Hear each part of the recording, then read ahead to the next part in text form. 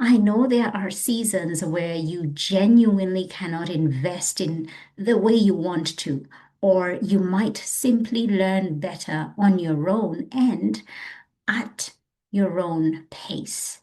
And you still want to remain engaged and responsible in how you lead, especially as an online business owner who is influencing people through your words, your brand, maybe through your marketing, your offers, and the communities and the community that you run.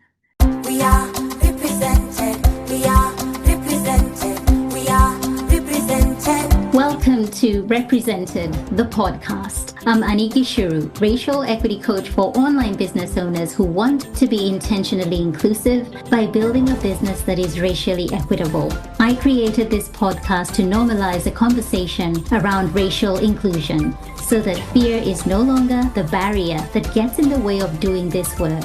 This isn't about perfection, it's about progress. Whether you're taking your first steps or you're well-versed in the journey towards racial equity, this space is for you. So welcome home, friend. Let's get started. From coast to coast, around the globe, we are represented.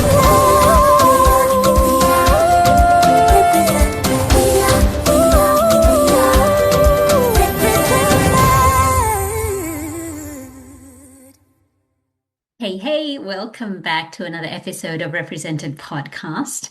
Today, I want to speak to the person who cares about racial equity work, who is committed to the learning, and who has bills, family responsibilities, client work, health considerations, and sometimes a nervous system that is already chock-a-block before even we get to the situation of how things are right now, currently around the world. It's a lot. And it feels like every day things get more and more complex. They get a little bit harder, especially for the countries that are at war and the impact that then that has on the rest of the world, on the rest of us. So, how can you stay connected to racial equity work without spending money, especially if your disposable income right now is limited? I also want to say this from the very start that investing financially in racial equity education is really important. And if you have the capacity to pay for books, workshops, programs, memberships, or learning spaces led by people of color, I will always encourage you to do that because education has value and expertise not only deserves to be resourced, it should be. We should never treat racial equity learning as something we expect people of color to provide for free as a default. At the same time, I know there are seasons where you genuinely cannot invest in the way you want to, or you might simply learn better on your own and at your own pace. And you still want to remain engaged and responsible in how you lead, especially as an online business owner who is influencing people through your words, your brand, maybe through your marketing, your offers, and the communities and the community that you run. So, this episode is for those seasons, and it's also for those learning styles. And so today, I want to share non-monetary ways you can stay connected to racial equity work in a way that truly feels doable and that you can keep returning to time and again. Now, one of the things I've noticed in this work, and I know some of you who are in contact with me have noticed this too, is how easily people disconnect when the world gets really, really loud and noisy, when inclusion becomes a target, and it has been for quite a few years now, when the news cycle becomes relentless, and when people are already stretched thin, and suddenly learning becomes something they only do when they are feeling calm and resourced, which for many adults is almost never. That is why I want to normalize the idea of staying connected and how that can look like with small choices across time. And you will notice I'm saying connected, staying connected rather than up to date, because you may have been pressured into thinking that you need to keep up with every new term, every new controversy, every new piece of discourse that's out there. And I do not think that is the measure of any meaningful engagement. I remember back in 2020, that's how many people measured themselves against allyship. And if they fell short, they were not genuine. I don't know who set those standards, but I'm here to tell you that's simply not the way genuine inclusion works. The measure is whether your awareness is actually deepening, whether your behavior is changing, whether the people you serve experience you as someone who is safer to learn with, safer to name harm with, and safer to be honest with, even when the truth is uncomfortable. That's a more genuine way to measure growth, to look back on your journey and see how much stamina, racial stamina, you've developed when it comes to conversations, when it comes to repairing relationships and being present with things when they get uncomfortable. Because if you've been in this work for any amount of time, you know it gets uncomfortable. I run a membership for my alumni, the students who've gone through and studied with me inside my signature program, represented, and now they're part of my ally membership. And every time we gather, there is some form of discomfort, but it's not the kind of discomfort that leaves you feeling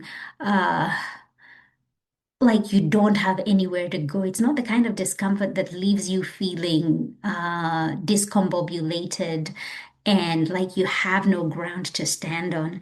It's the kind of discomfort that you need to know about, you need to experience so that you can work through to get to the other side. And these are brave women who are willing to challenge their thought processes. These are brave women who are willing to look at the influences in their lives and to begin to course correct. And course correcting, let me just say this, is not a linear journey. There's going to be times when you're making progress and moving up and up. And there are other times when you will have missteps, when you will make mistakes, and they come in different forms. But that is the journey, and it is uncomfortable. But in order for us to leave a better future for our children, leave a better future for the generation that is to come, we have got to get uncomfortable and do the things that we wish to do. But it will come through putting ourselves through uncomfortable situations. But it's also important to have safe spaces to do that.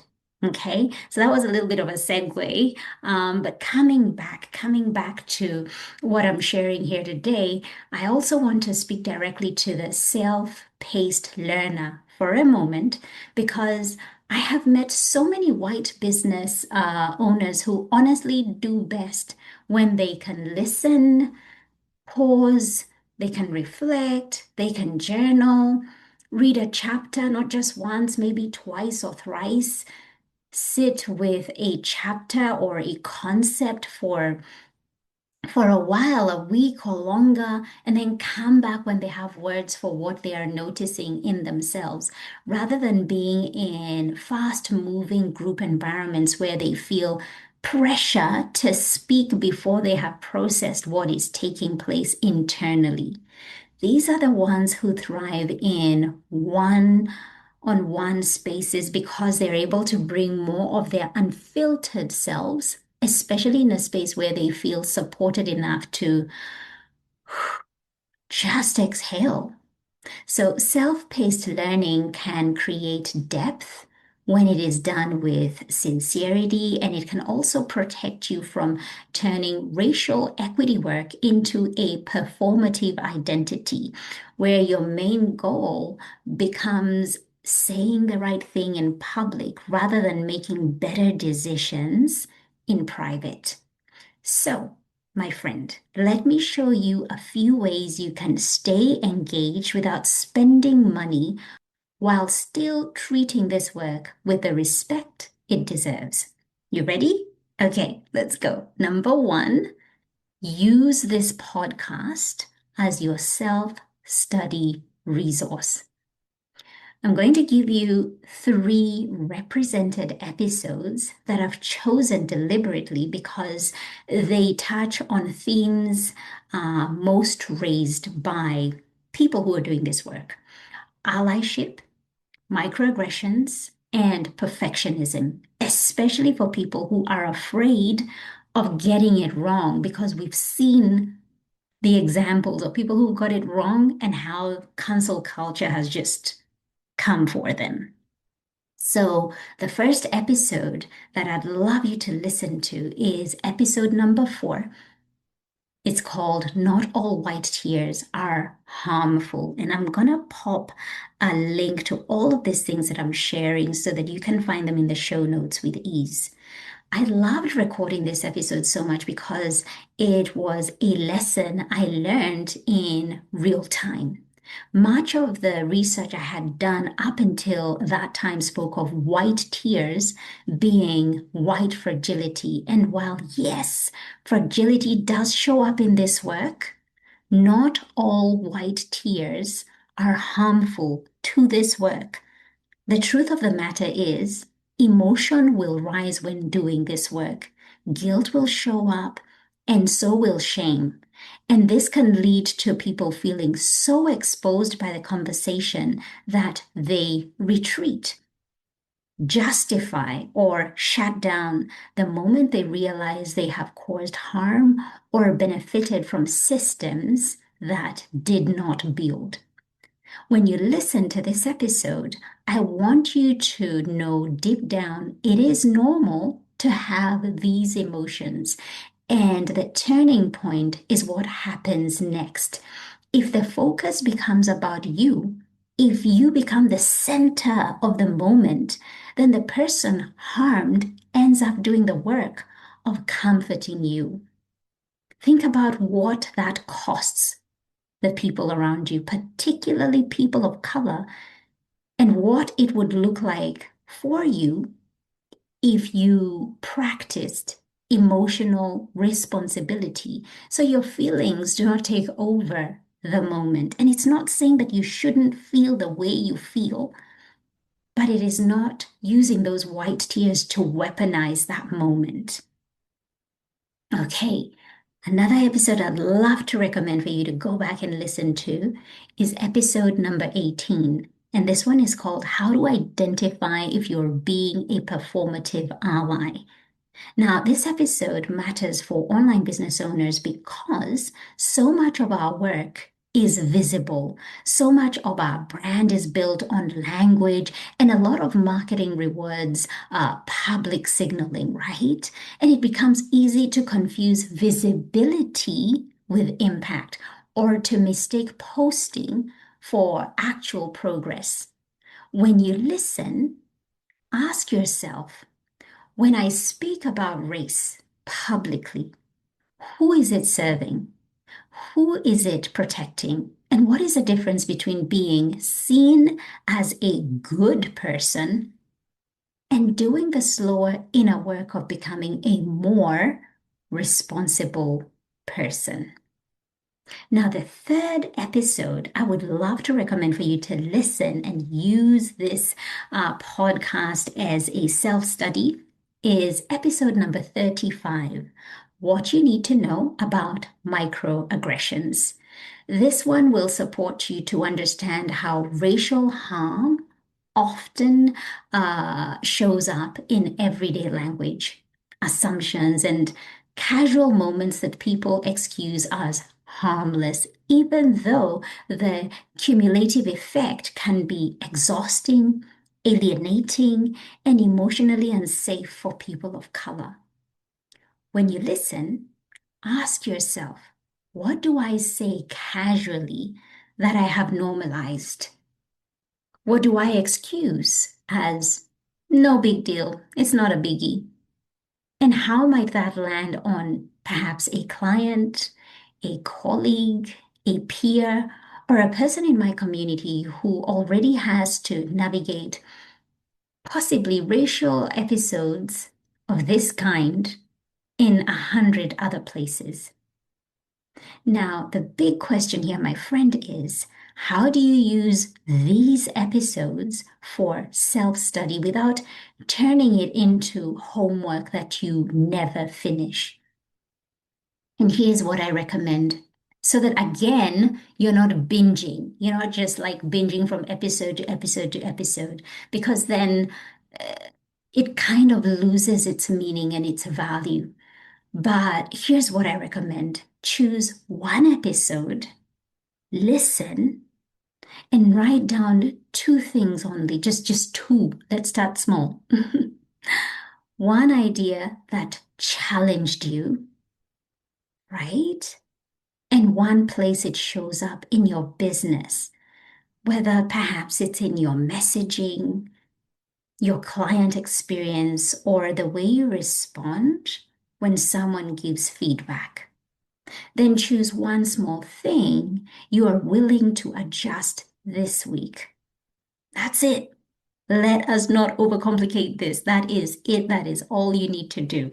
Okay, so number one was to use this represented podcast as your self-study resource. And I recommended those 3 episodes as a great place to start and the action you can take so that you can retain this information. Now, number two, what you can do to if you don't have the resources, the money to spend on racial equity work, how can you stay up to date? Number two, read Indigenous Australian scholarship so the work is grounded where you live.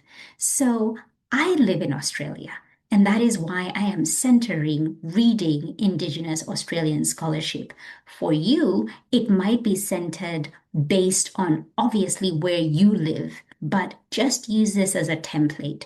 So, as I said, I want to center Australia here because a lot of racial equity language online is actually shaped by the US. And there is value in understanding US history, but Australian racial literacy requires you to understand this continent's history and the ongoing realities of colonialization, indigenous sovereignty, and the structures that shape daily life and opportunity.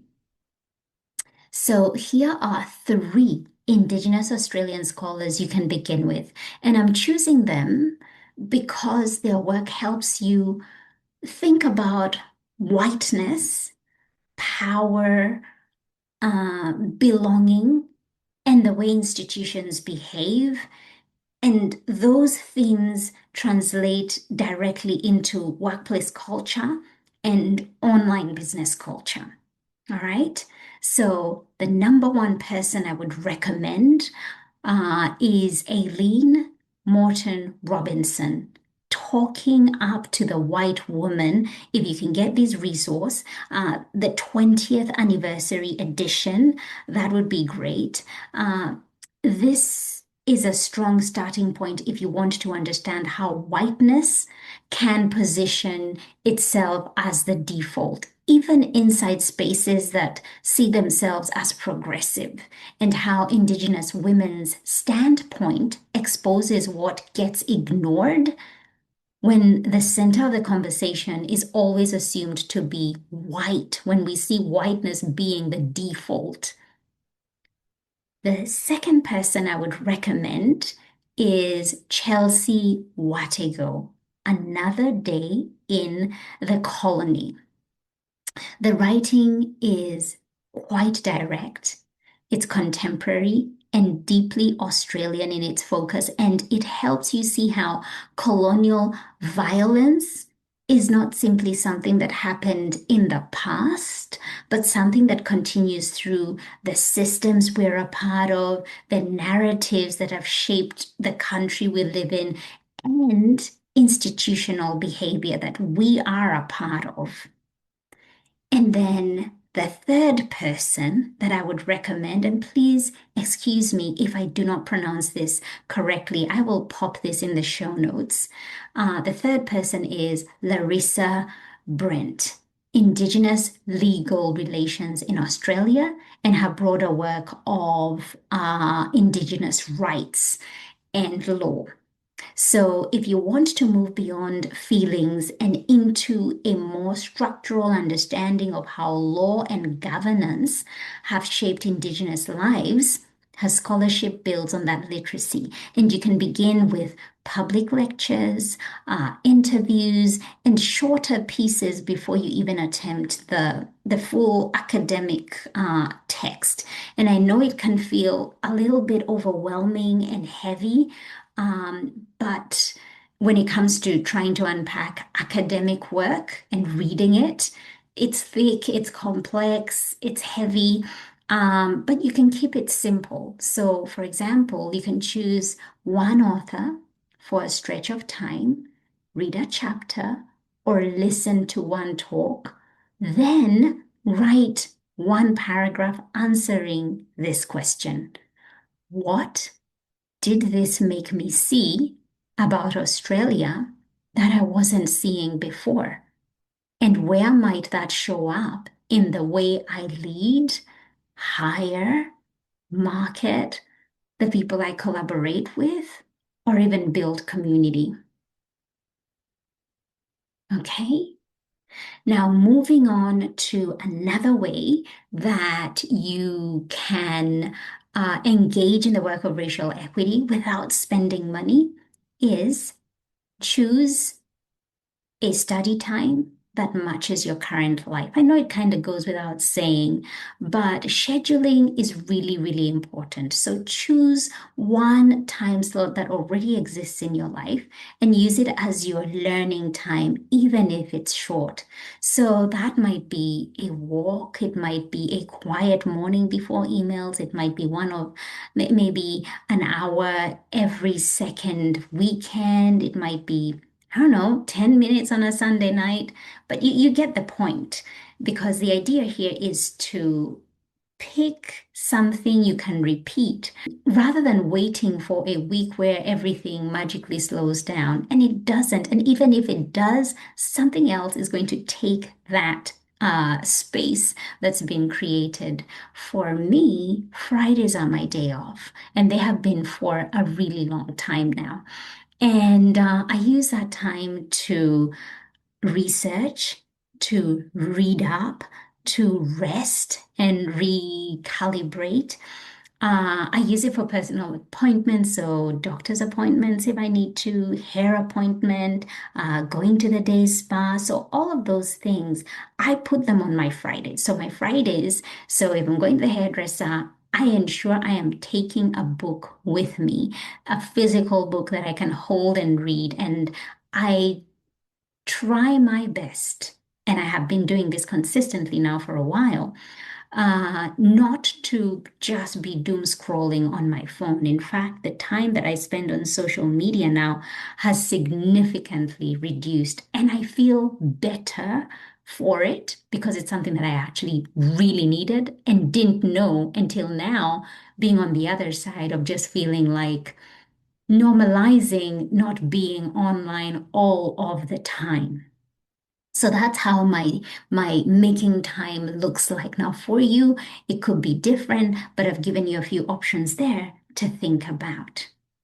So I want to bring this back to you as an online business owner. I've shared heaps here. Um, because learning that does not touch your decisions will always stay theoretical. And theory without change becomes another form of performance, right? Even when you genuinely mean well. So as you listen and read, keep asking, how does this show up in my offers, my messaging, my client experience, my community culture, and the ways I respond when I am challenged? Do I become defensive? Do I default to centering myself? Do I get more concerned about being seen as a good person than about the impact of what I said or did? Do I avoid naming race because I fear conflict and then I call it, keeping things positive, when what I'm actually doing is choosing to pacify that situation? These are the kinds of questions that I truly believe will move you forward, even when you are studying on your own. Now, as we wind up today's episode, if you can invest financially in racial equity learning, please do so because it matters. And that is one of the ways we resource the educators, the thinkers, and the leaders who are doing this work.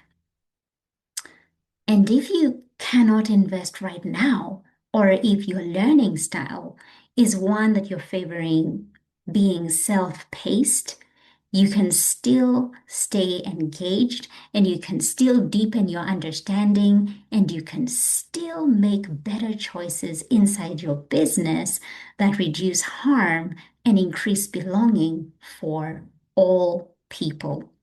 And so, to recap, number one, use this podcast as your self-study resource. And I have provided you with 3 wonderful episodes to start with. Number two, read Indigenous Australian scholarship so the work is grounded where you live. So obviously this is open if you do not live in Australia, it's open to you reading the Indigenous peoples of where you come from and understanding more about them. And number 3, choose study time that matches your current life, so that it is actually going to be a sustainable practice. If today's conversation supported you, could you do me a favor? Share it with a fellow business owner who cares but feels possibly overwhelmed and who has been telling themselves, hey, I'm waiting until I can be able to afford the next program before I begin my learning journey. Share this episode with them. And as always, thank you so much for being here. And thank you for choosing to keep listening. We are represented. We are represented. We are represented. Thank you so much for tuning in. Why don't you go ahead and hit that subscribe button and leave a review so this podcast can reach more online business owners, and together we can begin to normalize racial inclusion in the online coaching space. I'd love to acknowledge the traditional owners of the land where this podcast episode was recorded, the Wiradjuri people in central New South Wales, Australia. Music produced in Nairobi, Kenya by Patrick St. P. Mbaru and Kambua Mathu. Vocals by Joanne Matata. Represented from coast to coast.